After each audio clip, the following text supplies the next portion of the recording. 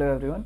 ये video special मैं placement से रिगार्डिंग बनाने जा रहा हूँ क्योंकि इसमें वो चीज़ें मुझे डिस्कस करनी है कि मतलब जो कंपनीज आती हैं उनमें क्या क्या राउंड होती हैं, कितने राउंड में सिलेक्शन होता है, क्या क्या राउंड इंपॉर्टेंट होता है और किस राउंड में किस टाइप के क्वेश्चंस पूछे जाते हैं, इन सब चीज़ों से। और खासकर मैं ये कैंपस प्लेसमेंट की बात कर रहा हूँ, मैं किसी ऑफ कैंपस की नहीं बात कर रहा हूँ। बट जनरली ऑफ कैंपस में भी यही चीज़ें होती हैं, बट फिर भी मैं तुम्हें एक ओवरऑल टेस्ट दे देता हूँ कि क्या होती है ऑन कैंपस में।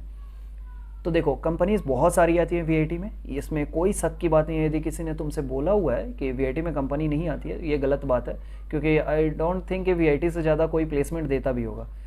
तो वीआईटी में कंपनीज की एकदम मतलब समझो बौछार लगी हुई है। अभी तक लगभग 750-800 के करीब में कंपनी आ चुकी है, मतलब ओवरऑल बीटेक एमटेक एमसीए सब एमएससी केमिस्ट्री वगैरह सबको मिला के ओवरऑल 750 से 800 कंपनी आई है सिर्फ इस साल। सिर्फ एमसीए की मैं बात करूं तो एमसीए के लिए लगभग जो कंपनीज आई हुई हैं वो 100-120 के करीब में होंगी।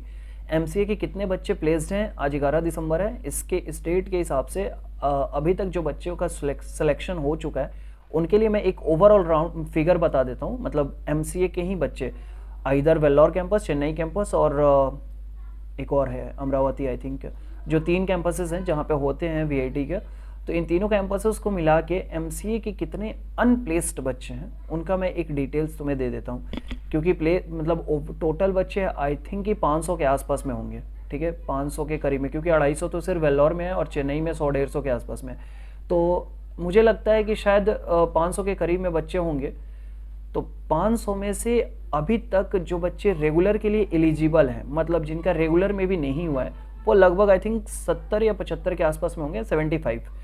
और जो बच्चे ड्रीम के लिए एलिजिबल है, मतलब ड्रीम के लिए जो बच्चे एलिजिबल हैं उनका जो अराउंड होगा लगभग 100 के आसपास में। मतलब 400 बच्चे ऐसे हैं जिनका ड्रीम में हो चुका है, मतलब आइदर इंटर्नशिप हो, क्योंकि जिनका इंटर्नशिप हो जाता है वो प्लेसमेंट के लिए ड्रीम में कंपनी में नहीं बैठ सकते।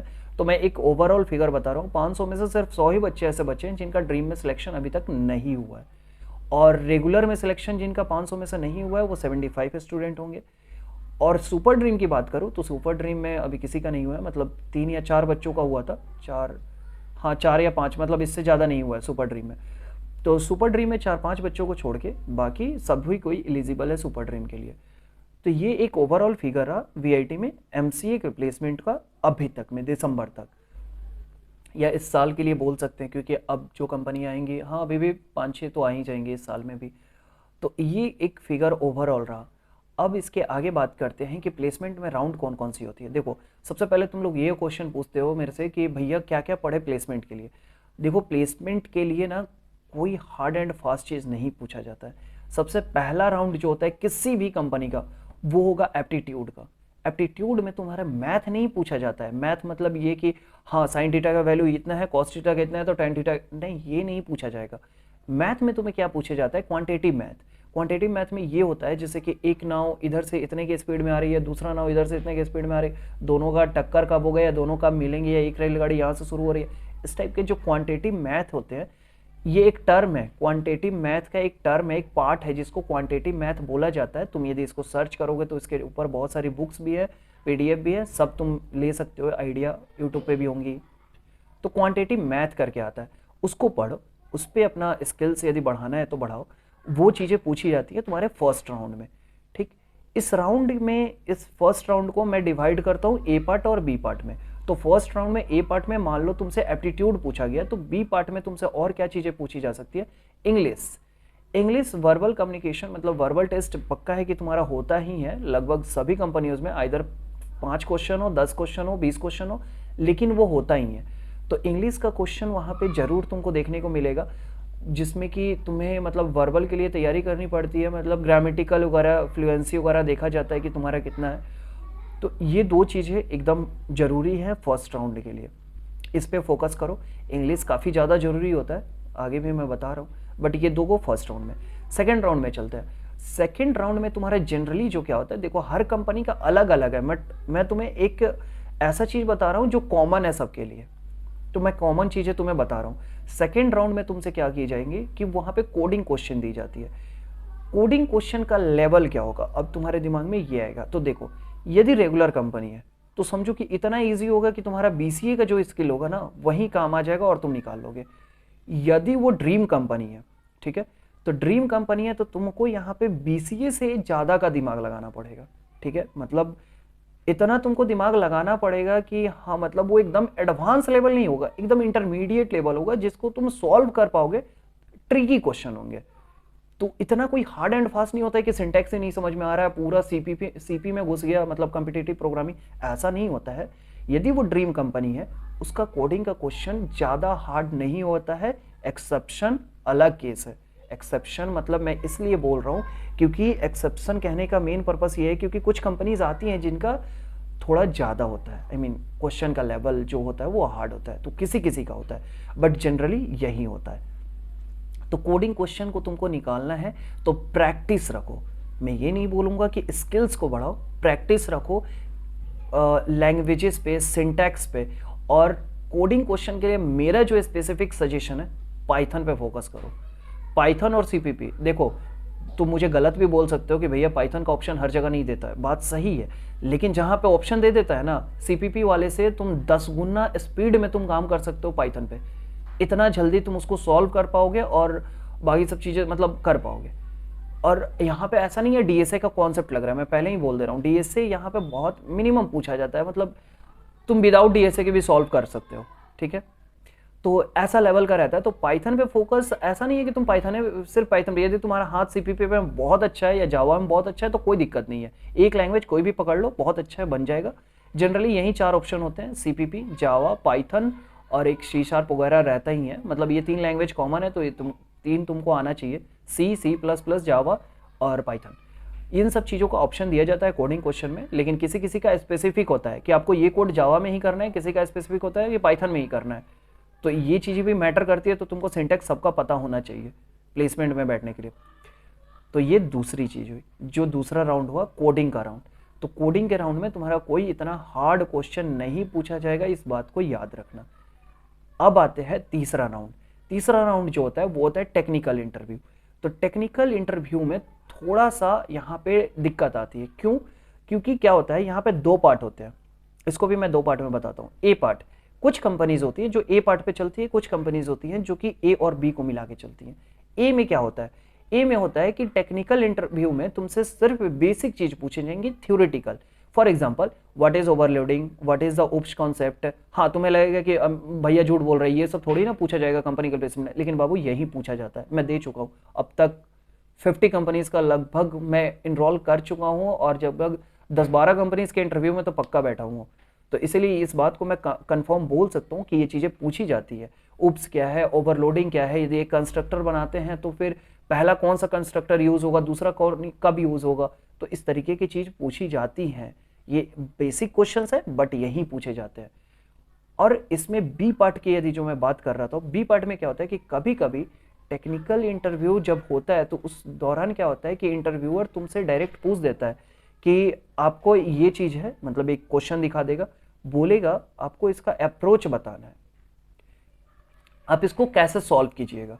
तो तुमको बताना पड़ेगा कि सर यहाँ पे हमें ये वेरिएबल को डिक्लेयर करना है, यहाँ पे हमें इस चीज़ को करना है, मतलब वेरिएबल डिक्लेयर नहीं बोलोगे, मतलब हाँ हम इसमें ऐसे करेंगे, पहले इस दोनों को जोड़ेंगे, फिर इसको डिवाइड करेंगे, देन हमारा आंसर आएगा। इस तरीके से तुम्हें अप्रोच बताना होगा। और इसकी भी पॉसिबिलिटीज़ है कि वो तुमसे कोडिंग करा के दिखाए, वो स्क्रीन शेयर करने को बोलेगा और बोलेगा नोटपैड पे अपना कोड लिखो, तो तुम्हें कोड भी लिख के दिखाना होगा। तो टेक्निकल राउंड में मैंने जो ए पार्ट और बी पार्ट की बात की थी, तो मैक्सिमम जिन कंपनीज में मैं बैठा हूँ या फिर मैंने अपने दोस्तों से भी सुना हूँ, तो वो उसमें यही चीज़ होता है कि वो लोग सिर्फ थ्योरेटिकल पूछ के ही छोड़ देते हैं और उसी के बेसिस पे सिलेक्ट और रिजेक्ट करते हैं। दूसरा चीज़ क्या होता है कि दूसरा जो मतलब कंपनीज टाइप की होती है, दूसरे टाइप की, उसमें क्या होता है कि दोनों को पूछा जाता है, मतलब थ्योरी भी तुमसे पूछेंगे और कोड भी कराएंगे, तो इस बात का खास ध्यान रखना। अब आता है तीसरा राउंड। तीसरा राउंड एचआर राउंड है। तो एचआर राउंड में क्या होता है कि वो तुमसे नॉर्मल ही क्वेश्चन पूछते हैं, वो रिज्यूमे से लेके पूछ सकते हैं, लेकिन वो कोई भी चीज़ उतना टेक्निकल डेप्थ में नहीं जाते।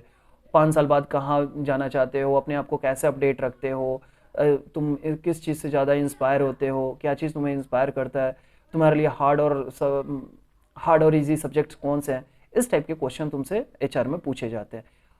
अब इन सब चीज़ों की यही बस, इसके बाद तुम्हारा सिलेक्शन हो जाता है और तुम्हारा रिजल्ट आ जाएगा, यू आर सेलेक्टेड और नॉट सेलेक्टेड। लेकिन ये चारों राउंड एलिमिनेशन राउंड है, मतलब एक पार करोगे तभी तुम दूसरे में जाओगे। ऐसा नहीं है कि ये सिर्फ कॉमन राउंड है, आई मीन नॉर्मल है कि हाँ चलो सिर्फ कट ऑफ पार करना है, नहीं। और इसमें इम्पॉर्टेंट बात मैं तुम्हें बता देता हूँ कि ये 4 राउंड क्लियर करने के लिए अब तुम्हारे दिमाग में आएगा भैया प्रिपरेशन करे तो करे कहाँ से। देखो, सबसे पहले तुम जिस भी कंपनी के लिए आ रहा है तुम उसका जाओ, गिग्स फॉर गिग्स पे बहुत सारा इंटरव्यू एक्सपीरियंस शेयर किया गया है, तुम उन सब चीज़ों को पढ़ो। उन सबको जब तुम पढ़ोगे तो तुम्हें रियलाइज़ होगा कि किस टाइप के क्वेश्चंस को आते हैं और किस टाइप के क्वेश्चन आते हैं। जब तुम्हारे ये आ जाएगा ना, क्लियर हो जाएगा, तो तुम उस कंपनी का नाम डालो और साथ में लिख दो प्रिपरेशन टेस्ट, ठीक है। तो टैलेंट बैटल करके है, और मैं प्रमोशन नहीं कर रहा हूँ, ये पेड वगैरह कुछ नहीं है, मतलब मैं सिर्फ एक रेफरेंस दे रहा हूँ कि टैलेंट बैटल वगैरह है, या फिर बहुत सारे मतलब टीसीएस के लिए टीसीएस प्रिपरेशन करके मारोगे या फिर विप्रो प्रिपरेशन करके मारोगे, गूगल पे बहुत सारे लिंक हैं जो तुम्हें आ जाएंगे, जहाँ पे उनके क्वेश्चंस दिए रहते हैं, उनको सॉल्व करने का तरीका दिया रहता है। तो तुम देख लो, घुमा फिरा के क्वेश्चंस वहीं आते हैं, बस डिजिट चेंज रहते हैं, टाइप सेम रहता है।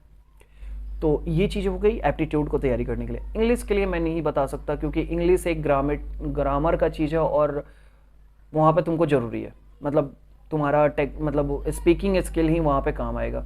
तुम कितना बोलते हो और कितना सही बोलते हो वो चीज़ ही डिपेंड करता है, क्योंकि वो कोई उसमें फ्लुएंसी भी रहता है। अब तुम्हारे दिमाग में आ रहा होगा कि नहीं वहाँ ग्रामर ही भरा पड़ा होगा, ऐसा नहीं है। फ्लुएंसी के लिए अलग टेस्ट होता है, वोकैबुलरी मतलब क्या बोलते हैं, शब्दकोश या फिर जो भी बोलो, वर्ड मीनिंग, उसका भी एक अलग टेस्ट होता है, ठीक है। तो इन सब चीज़ों को कैटेगरी में बांट के वहाँ पे टेस्ट लिया जाता है। ऐसा नहीं है कि सिर्फ इंग्लिश बोल दिया तो एक पैसेज दे दिया और उस पर डिपेंडेंट 3-4 क्वेश्चन पूछ दिया और तुमको देना है, नहीं।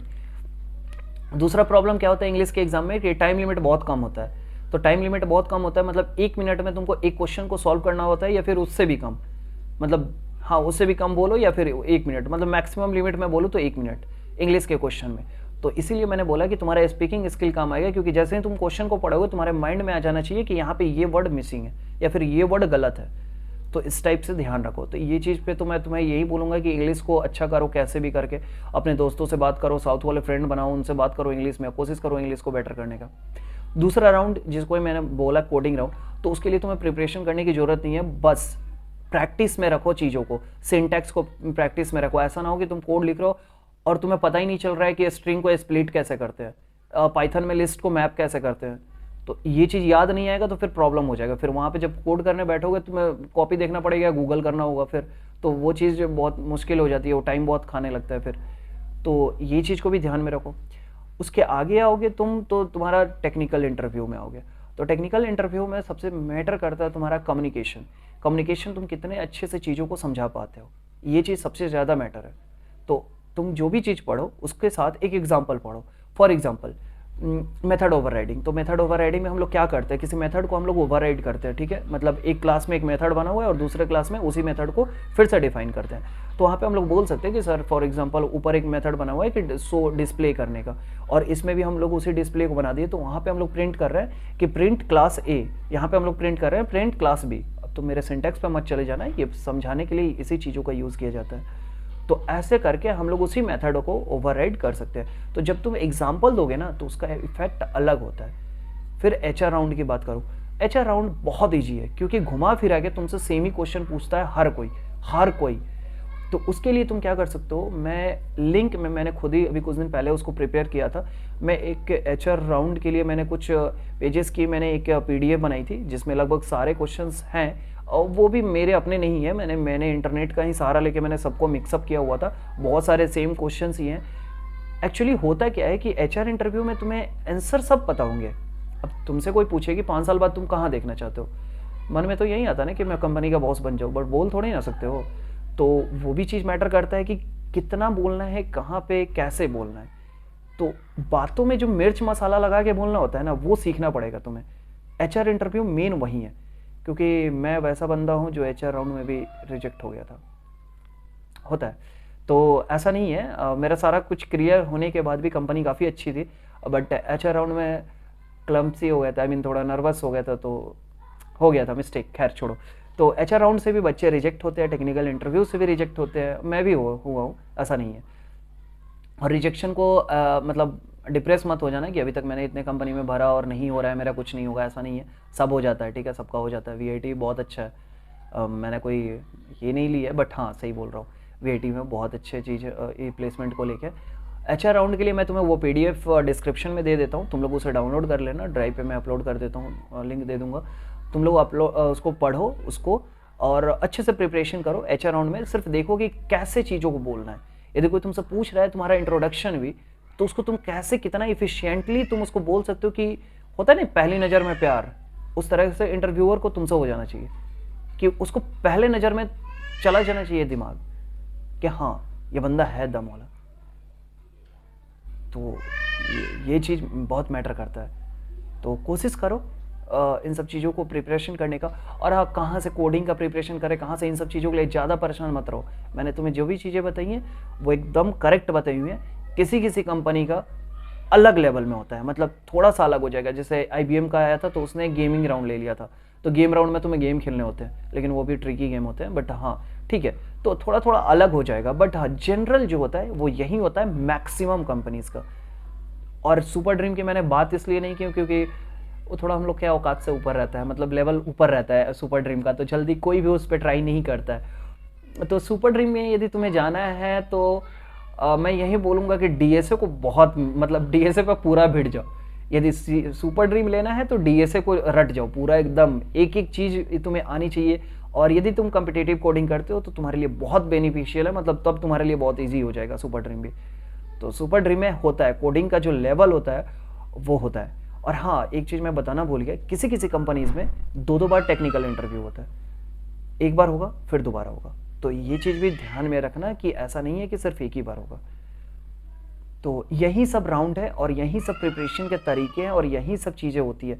ट्रस्ट करो, एक बार जब तुम्हारे पास कंपनीज आनी शुरू हो जाएंगी तुम्हें भी इस बात का पता चल जाएगा। बट फिलहाल के लिए तुम बस मेरा बात एक रेफरेंस में लो, ठीक है, और इसी के अनुसार आगे बढ़ो, ठीक है। और यदि इसको लेके कोई भी दिक्कत हो कमेंट करो, कमेंट करो या फिर कांटेक्ट करो, लिंक्डइन वगैरह सब कुछ दिया हुआ ही है, तुम वहाँ पे बोलो, मैं तुम्हें बता दूंगा। दैट्स ऑल फॉर इट, मिलता है नेक्स्ट वीडियो में।